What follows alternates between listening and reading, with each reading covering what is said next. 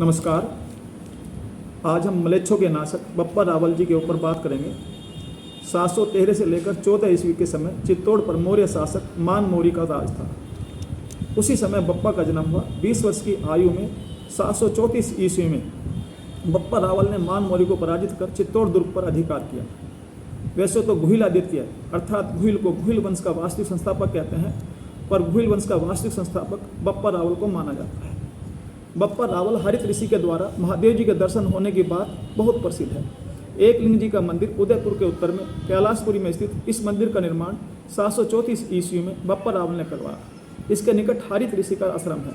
735 ईस्वी में बप्पा रावल ने एक लिंग जी के मंदिर के पीछे आदि वराह का मंदिर बनवाया। 735 ईस्वी में हज्जात ने राजपुताने पर अपनी फौज भेजी। बप्पा रावल ने हज्जात की फौज को उसके मुल्क पर खदेड़ दिया था।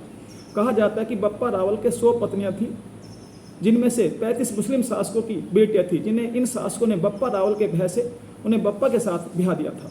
738 ईस्वी में अरब आक्रमणकारियों से बप्पा रावल का एक युद्ध हुआ, जो वर्तमान राजस्थान की सीमा के भीतर हुआ। जिसमें बप्पा रावल व गुज्जर प्रतिहार शासक नागभट्ट प्रथम व चालुक्य शासक विक्रमादित्य की सम्मिलित सेना ने अल हकम बिन अलावा, तामीम बिन जैद अल उत्बी, जुनैद बिन अब्दुल रहमान अल मुरी की सम्मिलित सेना को पराजित किया। वह अरबों को सिंध की सीमा के पार धकेल दिया।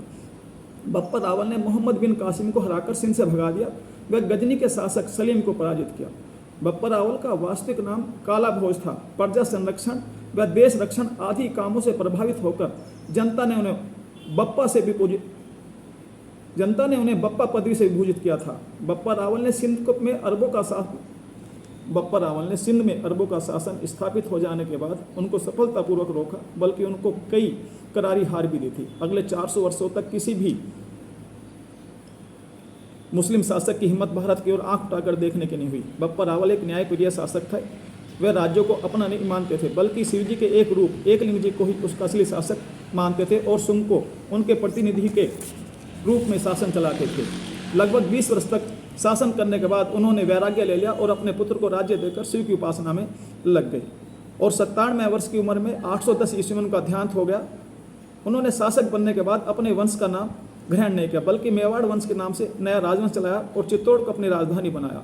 महाराणा संग्राम सिंह अर्थात राणा संगा, उदय सिंह, महाराणा प्रताप जैसे श्रेष्ठ वीर शासक उनके ही वंश में उत्पन्न हुए। जय हिंद, जय भारत।